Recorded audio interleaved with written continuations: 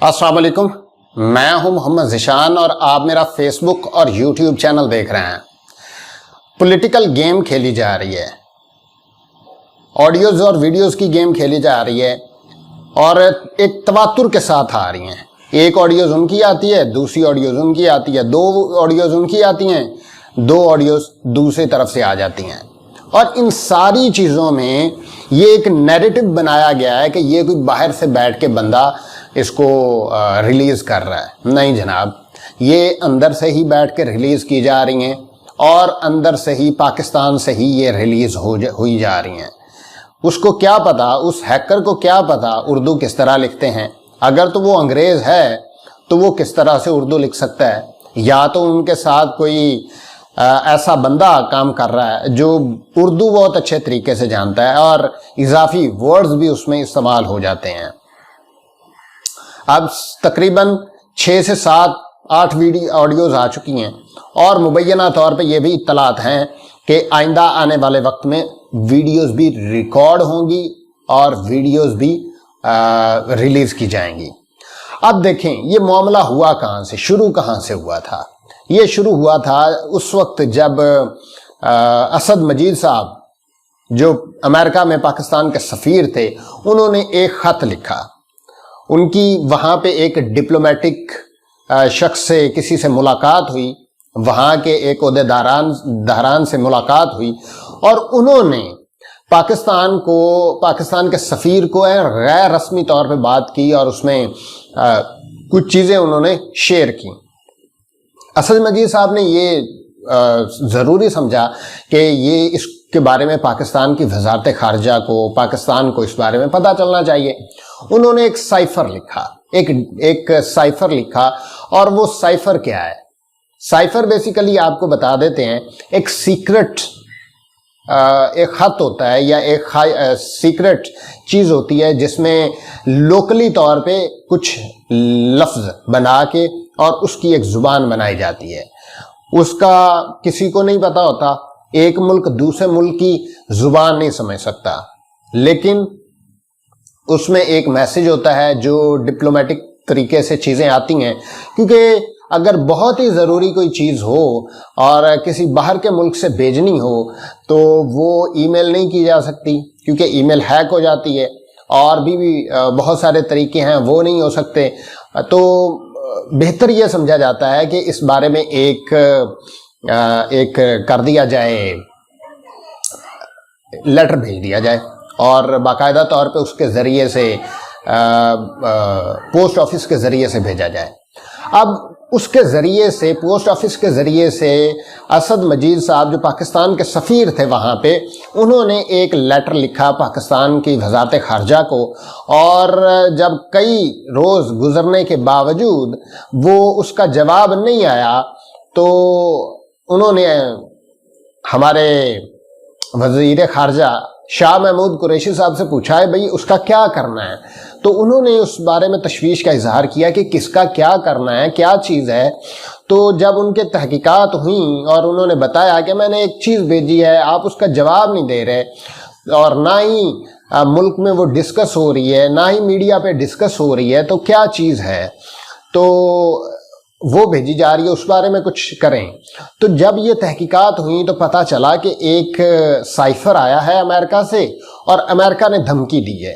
धमकी उसमें क्या थी, जो लुब्बे लुबाब मीडिया पे चल रहा है, जो हमारे वज़ीर आज़म साहब ने बताया था कि अगर इमरान खान को नहीं हटाओगे तो पाकिस्तान को कॉन्सिक्वेंसेस का सामना करना पड़ेगा और अगर इमरान खान हट जाते हैं तो फिर पाकिस्तानियों को सब कुछ माफ़ है। अब ये वो शख्स, थर्ड क्लास का एक आदमी अमेरिका में बैठ के पाकिस्तानी सफ़ीर को पैगाम दे रहा है और धमकी दे रहा है और ये कह रहा है कि वज़ीर आज़म इमरान खान को हटाओ तो आपके लिए सब कुछ माफ़ है, अगर नहीं हटाओगे तो पाकिस्तान कॉन्सिक्वेंसेस का सामना करेगा। अब ये मामला हो गया। 7 तारीख को ये साइफ़र पहुंचता है पाकिस्तान में और 8 तारीख को नो कॉन्फिडेंस मोशन हो जाती है, नो कॉन्फिडेंस टेबल हो जाती है। 8 तारीख को जब ये होता है और 11 तारीख को पता चलता है तो वो देखा जाता है और फिर یہ معاملہ بڑا حساس ہوتا ہے اور آگے آ رہی ہوتی ہے OIC کانفرنس پاکستان میں، پھر آ رہی ہوتی ہے پاکستان میں 23 مارچ آ رہا ہوتا ہے جو 75واں پاکستان کی سالگرہ ہوتی ہے. تو اس کو یہ سمجھا گیا، پاکستان نے یہ سمجھا کہ ایک دفعہ جب تک OIC کا اجلاس نہیں ہو جاتا تو اس کو دبا لیا جائے، اور جب دبا لیا جائے تو پھر دیکھیں گے OIC کے اجلاس کے بعد. اگر ابھی اس بارے میں کوئی بات کریں گے تو ہو سکتا ہے OIC کا اجلاس بھی نہ ہو، ملتوی ہو جائے یا کئی ڈپلومیٹک چیزیں ہو جائیں. تو فیصلہ یہ کیا گیا کہ اس کو OIC کے اجلاس تک ملتوی کر دیتے ہیں یا اس کو دبا لیتے ہیں، اور وہ دبا لیا گیا.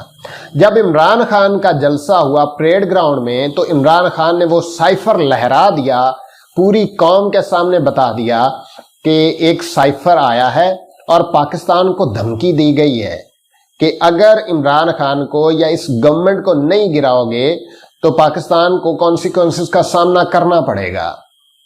اور ہم نے اس وقت عمران خان صاحب کی باڈی لینگویج بھی دیکھی تھی کہ کس طرح سے ان کی باڈی لینگویج تھی.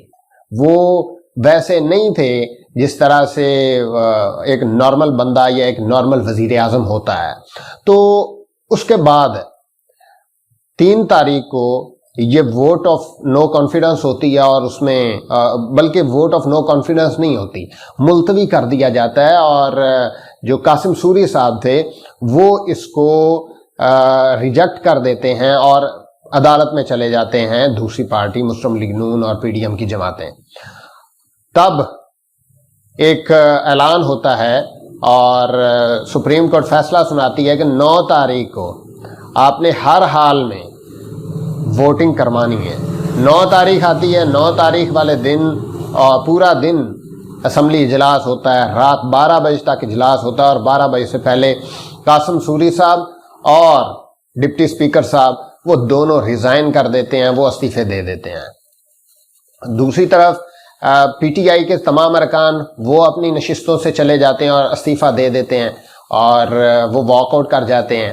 لیکن ایک مرد کلندر، ایک مرد مجاہد وہاں پہ اکیلا بیٹھا رہتا ہے، اور وہ تقریر آپ نے سنی ہوگی، علی محمد خان صاحب ایک دفعہ پھر آئے گا، میرا کپتان ایک دفعہ پھر آئے گا، وہ آپ نے ساری تقریر سنی، آپ کے سامنے ہے. تو 9 اور 10 اپریل کی رات کو نو کانفیڈنس موشن پاس ہوتی ہے اور عمران خان گھر چلے جاتے ہیں. اب یہ اب سوال یہ پیدا ہوتا ہے کہ ان سارے سینیریو کو کس نے پروموٹ کیا، کس نے اس کو فیسیلیٹیٹ کیا، کہاں سے یہ چیزیں ہوئیں اور کس کی ایما پہ یہ چیزیں ہوئیں. ایک جو شخص اس کو روک سکتا تھا اس نے نہیں روکا، جو شخص اس پہ بات کر سکتا تھا اور پاکستان کو عدم استحکام سے بچا سکتا تھا انہوں نے نہیں بچایا. اب اس کو کیا کہتے ہیں؟ ان کو کہتے ہیں نیوٹرل. نیوٹرل نے کئی بار کہا کہ ہم سیاست سے دور ہیں، لیکن نہیں، نیوٹرل کبھی بھی سیاست سے دور نہیں رہا. 1947 میں پاکستان آزاد ہوا، 1951 میں لیاقت علی خان شہید ہو گئے، بھرے جلسے میں شہید ہو گئے، کوئی تحقیقات نہیں ہوئی، وہیں پہ بندے کو مار دیا جاتا ہے، تحقیقات نہیں ہوتی کہ یہ کون تھا، کہاں سے آیا تھا، کس نے یہ کہا تھا، کس نے ان کو بھیجا تھا، کوئی تحقیقات نہیں ہوتی، لیکن نیوٹرل رہتا ہے.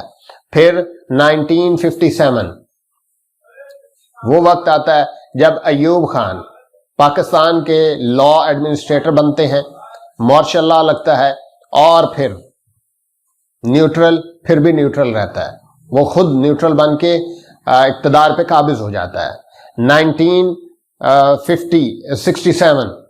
68 یحییٰ خان وہ آتے ہیں، نیوٹرل ہو جاتا ہے. پھر 78 نیوٹرل آپ دیکھیں کہ حکومت میں آ جاتے ہیں. 1999 12 اکتوبر 1999 پاکستان میں ایمرجنسی لگتی ہے، پرویز مشرف صدر پاکستان بنتے ہیں، مارشل لا لگ جاتا ہے اور خود کو وہ 3 عہدے اپنے پاس رکھتے ہیں، بلکہ 4 رکھتے ہیں اپنے پاس۔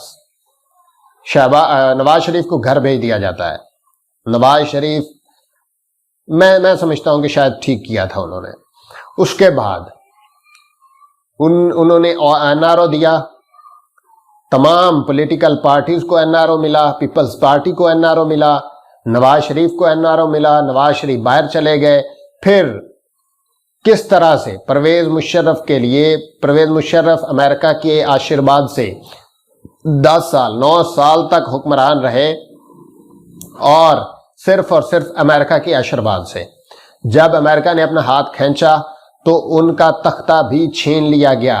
آصف علی زرداری نے ان کا تختہ چھینا، آصف علی زرداری کے ذریعے سے تختہ چھینا گیا، اور ایک چیف جسٹس آف پاکستان ان کے ذریعے سے ان کے ساتھ ان کے کلیشز چل رہے تھے، اور اس میں نواز شریف نے بھی اپنا حصہ ڈالا۔ تو ان ساری چیزوں میں بے نظیر بھٹو کے ساتھ ڈیل ہوئی، اور ڈیل کے ذریعے سے بے نظیر بھٹو واپس آئیں، اور اسی میں اپنا لچ تلا نواز شریف صاحب نے، وہ بھی واپس آ گئے۔ تو یہ ایک ڈیل این آر او 1 ہوا۔ اس کے بعد این آر او 2 کی آپ بات کرتے ہیں، جو کہ عمران خان نہیں دے رہے تھے۔ ایک پولیٹیکل گیم کھیلی گئی، ایک آپریشن ریجیم چینج ہوا، اور اس کے نتیجے میں ایک مائنورٹی حکومت انہوں نے خود کو ڈکلیئر کر دیا اور وزیر اعظم بن گئے، اور یہاں پہ آ کے پاکستانیوں کا اوورسیز ووٹ ختم کر دیا، پاکستانیوں کا جو ای وی ایم ہے وہ ختم کر دیا، اور یہاں پہ پاکستانیوں کے ٹیکس پیئرز کا پیسہ 1200 ارب ڈالر، جو کہ صرف اس میں ہے ڈکلیئر ہے اس کو، اور اس سے 3 گنا زیادہ پاکستان کا پیسہ، 30,000 ارب ڈالر سے بھی زیادہ پیسہ انہوں نے کھا پی گئے، اور این آر او لے لیا۔ این آر او 2 مکمل ہو گیا، مریم نواز باہر چلی گئیں، نواز شریف اسحاق ڈار واپس آ گئے۔ اسحاق ڈار 5 سال سے وہاں پہ مفرور تھے۔ اب دیکھیں کہ یہ ساری پولیٹیکل گیم کے ذریعے سے کس نے کیا کردار ادا کیا، یہ فیصلہ آپ نے کرنا ہے۔ آپ نے یہ فیصلہ کرنا ہے کہ کس نے کیا کردار ادا کیا تھا اس ساری پولیٹیکل گیم میں۔ میں یہ سوال آپ پہ چھوڑے جا رہا ہوں، آپ دیکھیں اور سوچیں کہ کیا یہ لوگ مسلم لیگ نون اور پی ڈی ایم کی جماعتیں یہ پاکستان کے لیے بہتر ہیں، یا کہ عمران خان اور پی ٹی آئی بہتر ہیں؟ عمران خان کے ساتھ عوام کی طاقت ابھی بھی کھڑی ہے، اور عوام جو ہے وہ عمران خان کو پسند کرتی ہے۔ پاکستان پائندہ باد۔